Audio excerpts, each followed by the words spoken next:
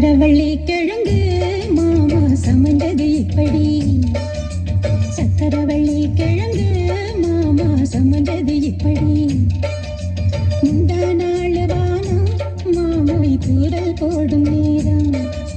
மூதா பூவ போல பூத்து உட்கார்ந்தேன் ஓரம். அது எப்படி எப்படி சமந்தது எப்படி. சக்கரவள்ளி கிழங்கு